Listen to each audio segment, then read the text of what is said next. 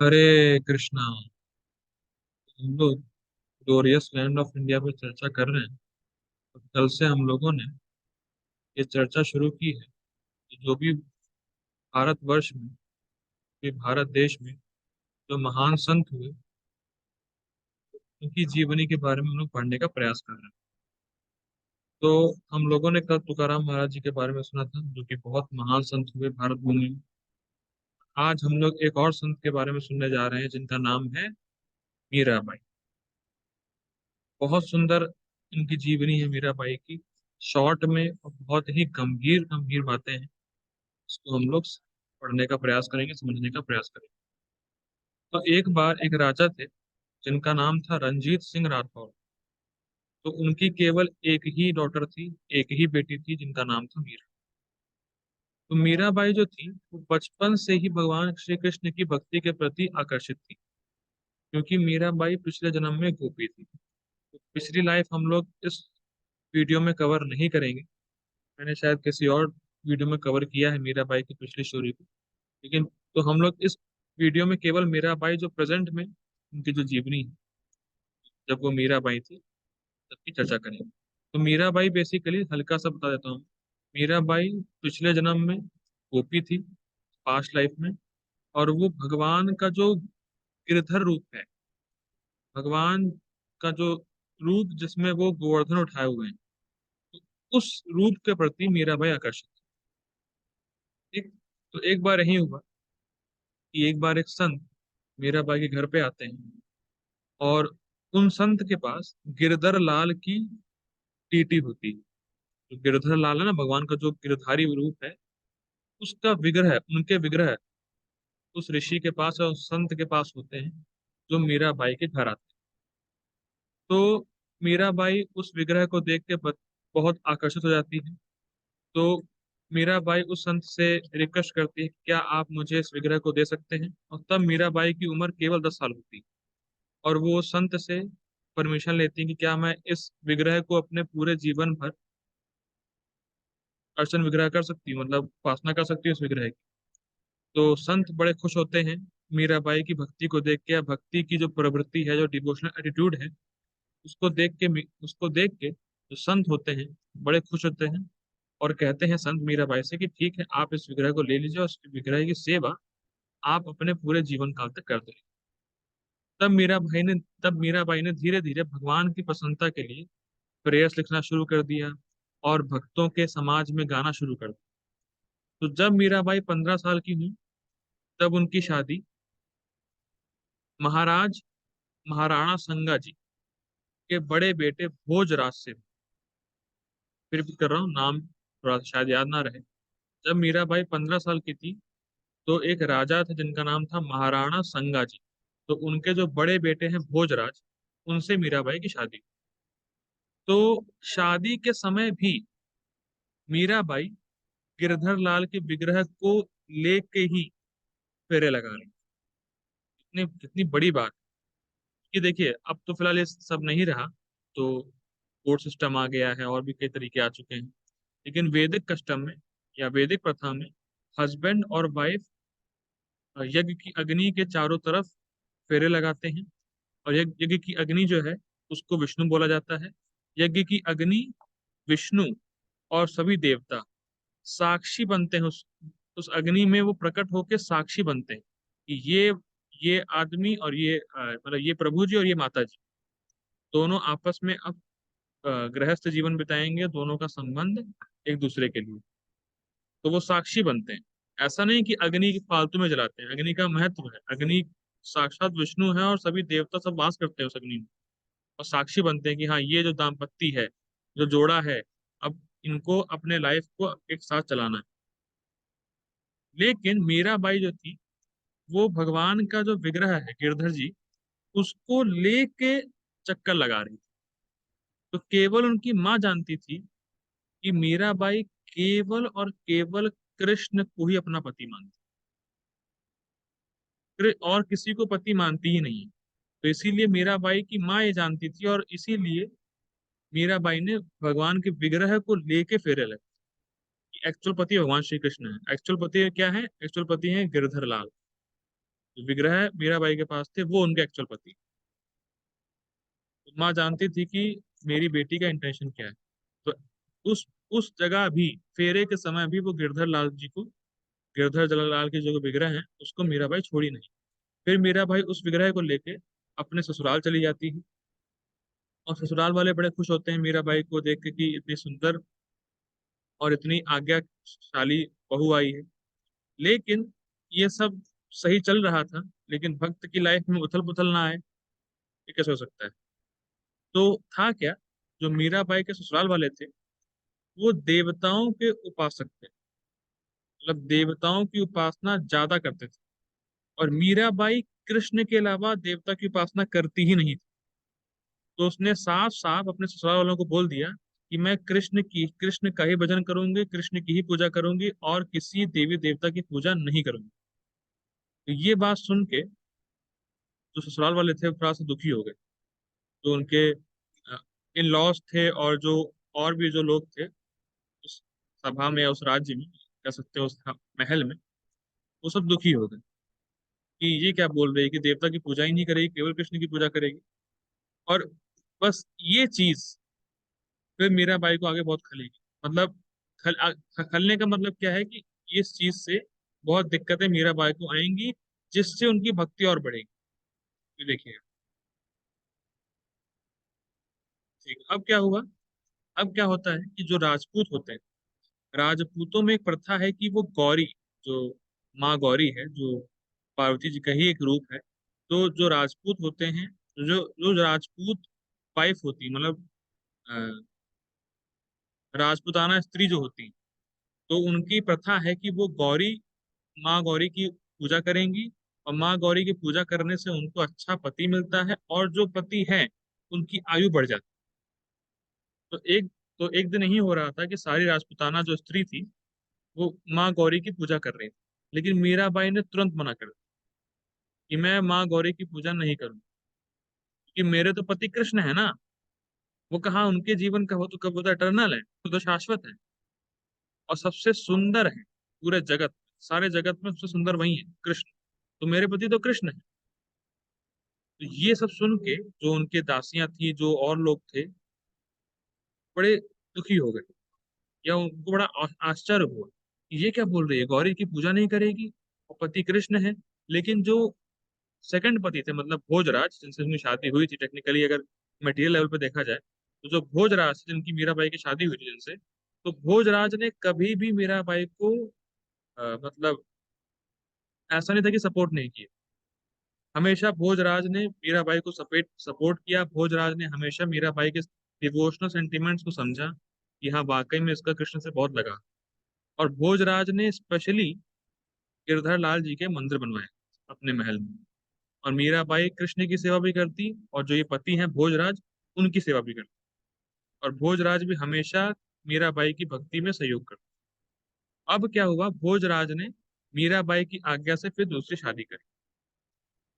अब धीरे धीरे क्या होने लगा, धीरे धीरे मीराबाई का जो साधु संग है वो बढ़ने लगा। महल में साधु आते, मीराबाई उनका संग करती, उनसे सुनती, तो धीरे धीरे मीराबाई का साधु संग बढ़ा।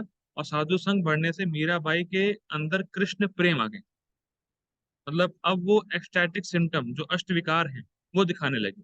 कभी मीराबाई रोती, कभी मीराबाई हंसती, कभी मीराबाई बहुत दिनों दिनों तक कुछ खाती नहीं। लेकिन होने को टाल नहीं सकता है। मीराबाई की शादी के 10 साल बाद भोजराज की मृत्यु हुई। तो अब भोजराज का जो छोटा भाई था, विक्रमजीत सिंह राणा, उसको गद्दी मिल गई। तो अब क्या था, क्योंकि मीराबाई एक्सटैटिक, मतलब कृष्ण प्रेम में डूबी हुई थी, तो मीराबाई से मिलने के लिए बहुत सारे भक्त और बहुत सारे संत महल में आने लगे। रोज कीर्तन होने लगा, रोज लेक्चर होने लगा, रोज साधु संग होने लगा, रोज साधु आते महल में। तो राणा को सब अच्छा नहीं लग रहा था। तो राणा ने समझाया मीराबाई को कि देखो ये सब बंद करो। और राणा ने मीराबाई के लिए स्पेशल मीराबाई की दासियों को लगवाया। और जो मीराबाई की जो सर्वेंट्स हैं उनको चेंज किया राणा ने, मतलब ऐसे लोगों को अब मीराबाई की दासी बनाया जो मीराबाई को कन्विंस कर सके कि ये सब बंद करो, भक्ति भक्ति बंद करो। लेकिन अनफॉर्चुनेटली क्या हुआ कि मीराबाई की भक्ति के प्रभाव से वही दासियां ही भक्त बन गई बाद में। अब क्या हुआ कि जब दासी बन गई तो कीर्तन हो रहा है, तो मीराबाई नाचती थी, दासियां भी नाचती थी। तो राणा को ये देख के बड़ा अच्छा नहीं लगा। राणा को बड़ा देख के ये दुख हुआ कि मीराबाई रानी है, मेरे बड़े भाई की बीवी है, रानी है, और वो इन नॉर्मल लोगों के साथ, इन दासियों के साथ नाच रही है। तो राणा को बहुत गुस्सा है कि हमारी इज्जत का सवाल है। ये अगर कोई देखेगा, कोई मतलब अन्य जगह अगर ये बात फैल गई कि रानी होते हुए दासियों के साथ नाच रही है तो हमारी नाक कटे है। तो राणा को बहुत गुस्सा आया। तो राणा ने फिर सोचा कि अब मीराबाई को विष दिया जाए, मीराबाई को मार ही दिया जाए। तो राणा ने चरना अमृत में विष मिला के मीराबाई को दिया। लेकिन फिर भी मीराबाई विष पी के भी जिंदा रही। गाना है ना वो, राणा ने विष दिया, ऐसे कुछ कुछ करके तो है। तो राणा ने विष दिया मीराबाई को, लेकिन मीराबाई ने उसको पी लिया, फिर भी मीराबाई को कुछ नहीं हुआ। तो ये देख के राणा आश्चर्यचकित हो गया, "अरे ये क्या?" ये बहुत इंपॉर्टेंट बात है कि द्वेषी लोग, जो लोग भक्त से द्वेष रखते हैं, वो किसी भी एक्सट्रीम तक जा सकते हैं भक्तों को दुख देने के। लेकिन भक्तों की रक्षा स्वयं कृष्ण करते हैं, भक्तों को टेंशन लेने की जरूरत ही नहीं। तो विष से मीराबाई बच गई। फिर मीराबाई करती क्या थी? मीराबाई रात में हमेशा भगवान कृष्ण की पूजा करके, भगवान कृष्ण को सुला के, अल्टर बंद करके कृष्ण से बात करती थी। तो कुछ द्वेषी लोगों ने बताया राणा को कि रात में मीराबाई मंदिर बंद करने के बाद किसी आदमी से बात करती। आदमी ने, वो कृष्ण ही बात करने आती। तो राणा गुस्सा हुआ। फिर राणा ने एक बार ऑब्जर्व किया कि अरे, बात तो सही है, मीराबाई बोल रही है, किसी आदमी की आवाज आ रही है। तो उसने तुरंत गेट खोला और देखने लगा इधर उधर, कोई आदमी तो नहीं है। लेकिन मीराबाई ने बताया, कोई आदमी नहीं है, मैं तो अपने गिरधर जी से बात कर रही, मैं तो विग्रह से बात कर रही थी। लेकिन फिर भी राणा कन्विंस नहीं हुआ। राणा ने कहा नहीं, झूठ बोलती, कोई ना कोई तो है। उसने बहुत ढूंढा लेकिन उसको कोई मिला नहीं। फिर वो एम्बेरस होके चला गया। अब एक और जीवनी आती है, बहुत, ये बहुत सुंदर हार्ट टचिंग मतलब इंसिडेंट है मीराबाई की लाइफ में। कि मीराबाई जब इस प्रकार की भक्ति कर रही थी, तो लोग समझ रहे थे कि मीराबाई सेंटिमेंटल है, मतलब कुछ नहीं, भक्ति भक्ति केवल भाव है, भाव भंगिमा है और कुछ नहीं। तो लोगों ने मीराबाई को सेंटिमेंटल समझना शुरू कर दिया, क्योंकि मीराबाई शुद्ध भक्त थी। तो एक एक फेक साधु, एक ढोंगी साधु महल में आता है, मीराबाई से मिलता है और मीराबाई से कहता है कि आपके गिरधर लाल ने मुझे यहाँ भेजा है आपका संग करने। कितना घटिया वो होगा संत। तो उसने बोला कि गिरधर लाल जी ने भेजा है, आपके गिरधर लाल जी मेरे सपने में आए, तो उन्होंने मुझसे कहा कि मीराबाई के पास जाओ, उसका संग करो। तो मीराबाई बिल्कुल टेंशन नहीं, मीराबाई ने कहा ठीक है।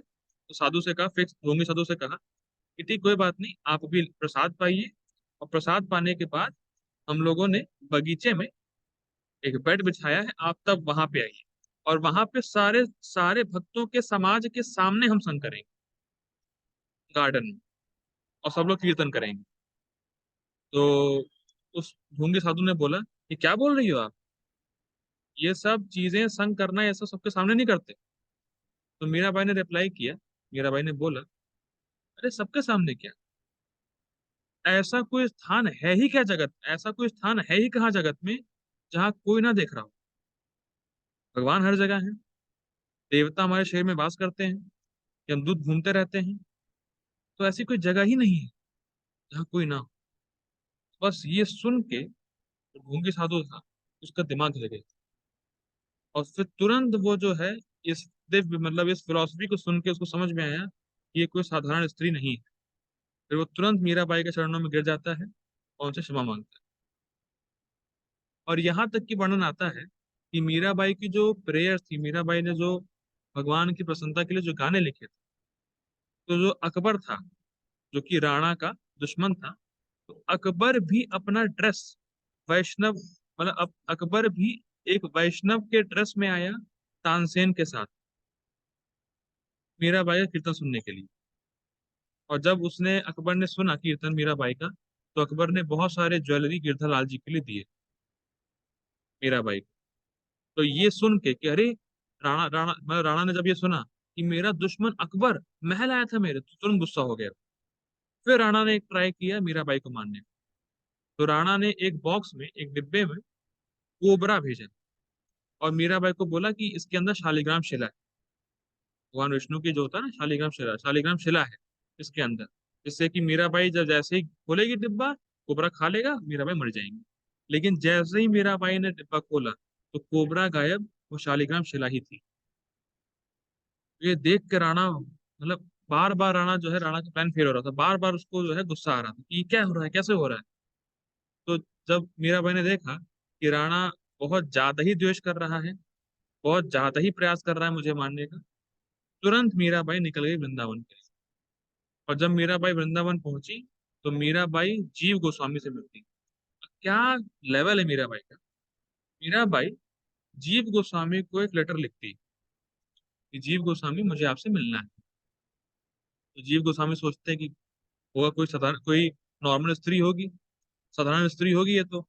और जीव गोस्वामी सन्यासी थे। तो जीव गोस्वामी ने कहा अरे ये क्या है, मैं सन्यासी हूँ और एक स्त्री मुझे लेटर भेज रही है, शर्म नहीं आ रही है इसको। तो जीव गोस्वामी ने रिप्लाई किया लेटर में कि माता, मैं एक सन्यासी हूँ, मैं आपसे नहीं मिल सकता।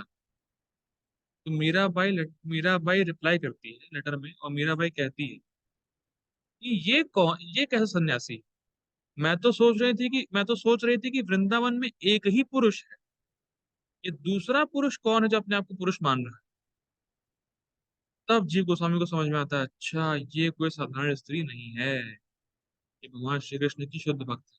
तो सन्यासी होते हुए भी जीव गोस्वामी मीराबाई से मिलते। सन्यासी को किसी स्त्री से मिलना अलाउड नहीं है, लेकिन सन्यासी होते हुए भी जीव गोस्वामी मीराबाई से मिलते हैं। और जीव गोस्वामी मीराबाई को अ, मतलब बताते हैं और कहते हैं। और मीराबाई एक शिष्या की तरह जीव गोस्वामी के शरण में आती है। और जीव गोस्वामी मीराबाई से कहते हैं कि आप द्वारका जाके भक्ति करें भगवान श्री कृष्ण की, क्योंकि द्वारका में ऐश्वर्य भाव ज्यादा है। तो आप, मीराबाई, आप द्वारका में जाके कृष्ण की भक्ति करिए, वहां भजन करिए, अपना पूरा जीवन कृष्ण की भक्ति में द्वारका में लगाइए। तो मीराबाई जो है अपने गानों में चैतन्य महाप्रभु के बारे में वर्णन करती है। कई ऐसी प्रेयर्स है मीराबाई की, जिसमें मीराबाई चैतन्य महाप्रभु के बारे में बताती हैं कि महाप्रभु कितने पतित पावन थे। मतलब कितना भी नीचा, कितना भी गिरा हुआ जीव हो, कितना भी पापी जीव हो, उसका उद्धार महाप्रभु कर देंगे। तो कई अपने प्रेयर्स में मीराबाई ने इसका वर्णन किया है। तो मीराबाई ने और भी कई साधुओं से शिक्षा ली, गाइडेंस लिया जो द्वारका में थे, और भक्ति पूरे जीवन भर करी। तो जब मीराबाई द्वारका में थी तो राणा को रहा नहीं गया। राणा को अंदर से लग रहा था कि मैंने कितनी बड़ी गलती कर दी, मैंने उनको विष दिया, उनको मारने का प्रयास किया, वो चली गई। तो राणा को मीराबाई की कमी खल रही थी अपने राज्य में, अपने महल में। तो राणा जाते हैं द्वारका और मीराबाई से कहते हैं कि जो मैंने किया उसको माफ करिए, प्लीज चलिए वापस महल में।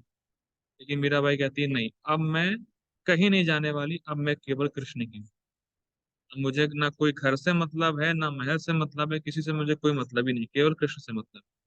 तो फिर वो द्वारका रुकती हैं। द्वारका में फिर रह के वो भक्ति करती हैं, बहुत सारी पोयम्स लिखती हैं, बहुत सारा भजन लिखती हैं, वो गाती रहती हैं।